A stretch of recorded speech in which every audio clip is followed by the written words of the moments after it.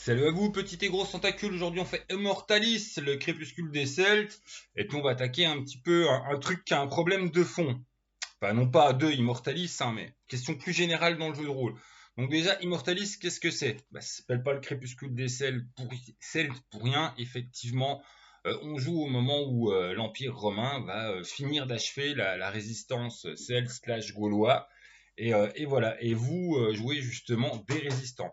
D'ailleurs, vous pouvez jouer aussi des personnages qui sont plutôt d'origine romaine, mais qui sont pas d'accord avec l'Empire. Donc, techniquement, c'est quoi? Livret souple, 29,90. On a quoi dedans? On a bon, la petite jaquette qui ne te sert pas d'écran, qui te sert juste de jaquette. L'aventure à proprement parler. Plein de petites fiches qui sont les pré-tirées. Alors là, il y a un peu de tout à boire et à manger. On va faire le tour tout de suite. On a ceux qui sont connus historiquement, comme on a Lazare, on a Longinus, donc celui qui a transpercé El Christ. T'as des personnages plutôt rigolos. Voilà. Lui, c'est un prince teuton, un germain. Et ouais, il est assez fun, marrant. C'est le rigolo du groupe. C'est une grande gueule, totalement égocentré. Enfin, il est assez rigolo. On a la jolie princesse, on a le petit-fils de Vercingétorix, on a le gros rebelle qui ressemble à un druide, qui est complètement... voilà, lui c'est un gros résistant. On a la femme forte. On a l'ancien esclave qui a bien fait sa petite place dans l'Empire romain, mais qui se rend bien compte qu'en fait, le grand méchant empereur est complètement taré. Et donc qui du coup est pas du tout pour l'Empire. On a la gladiateur, la gladiatrice, là je ne saurais pas quoi dire. Enfin, voilà, on a les deux bourrins, bourrin gladiateur et autres bourrins.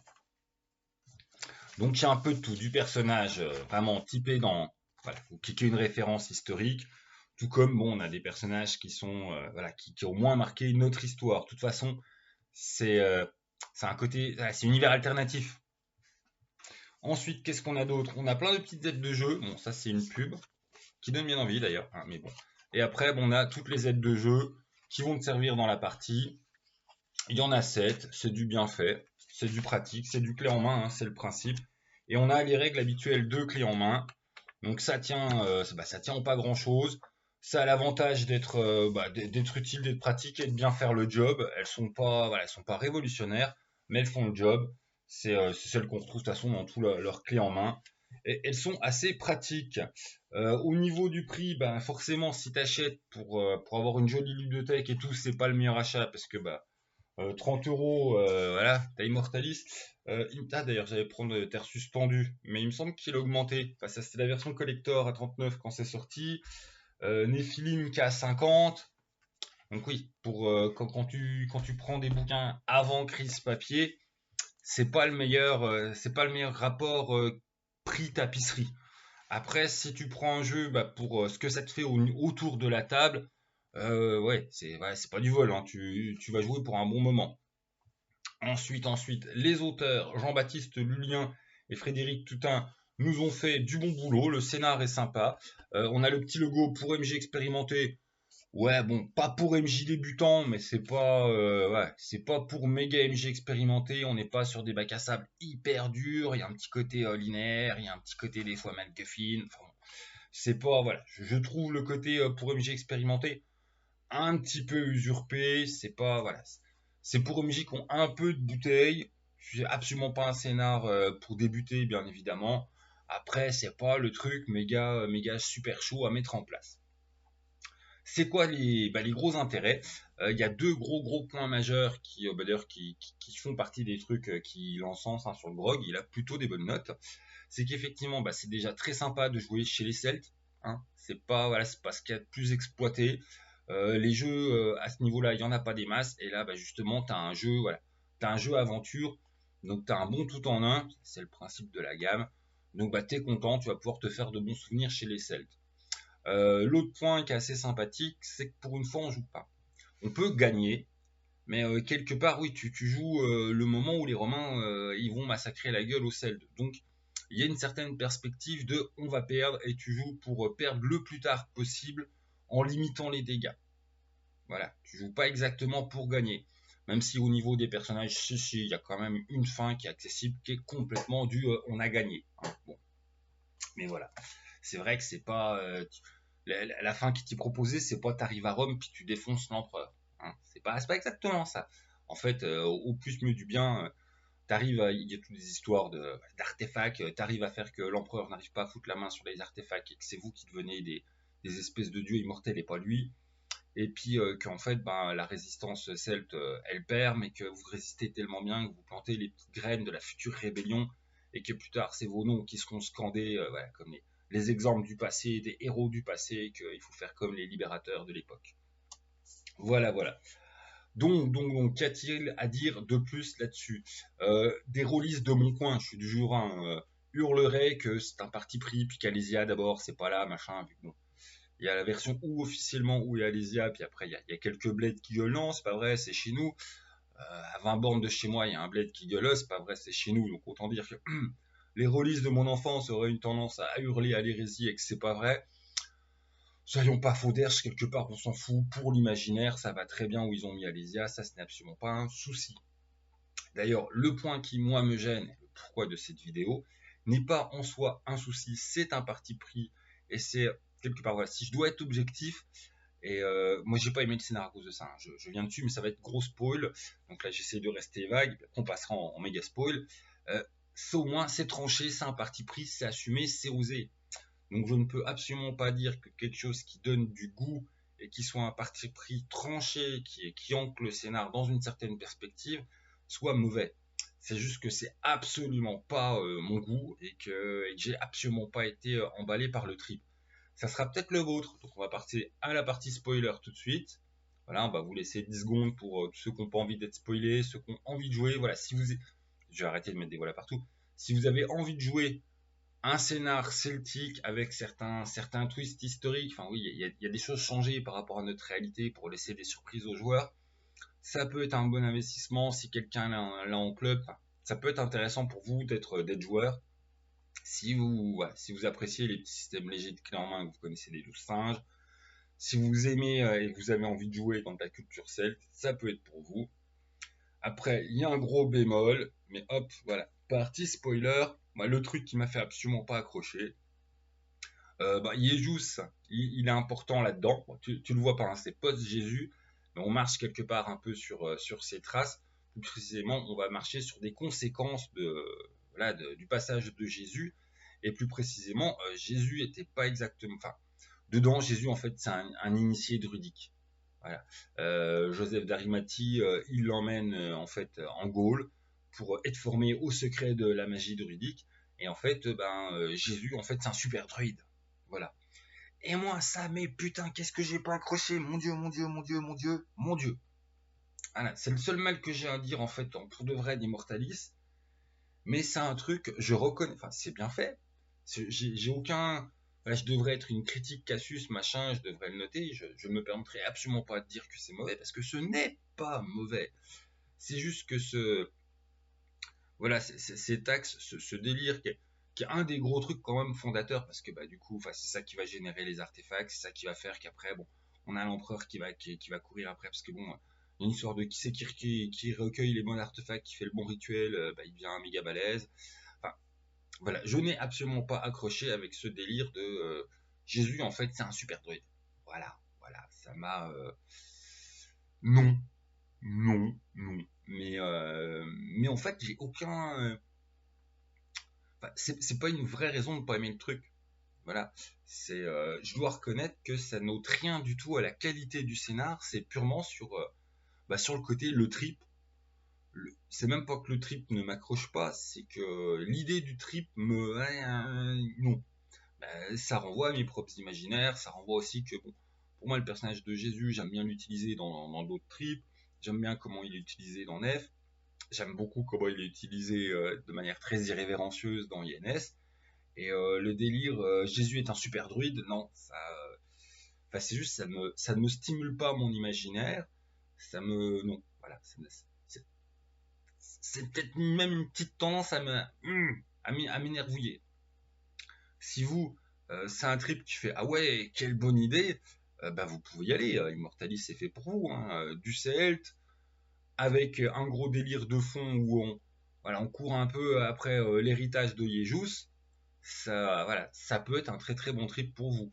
Le côté pour MJ expérimenté only, non, voilà, pour MJ qui a un peu de bouteille, après j'ai vu 15 millions de trucs beaucoup plus compliqués à mettre en place puis à faire jouer. Donc, faut pas que le petit truc qui vous arrête, hein, c'est du clé en main, c'est au contraire, il y a pas mal de côtés pré-mâchés, il y a des bonnes aides de jeu qui vont vous permettre voilà, de soutenir la partie physiquement.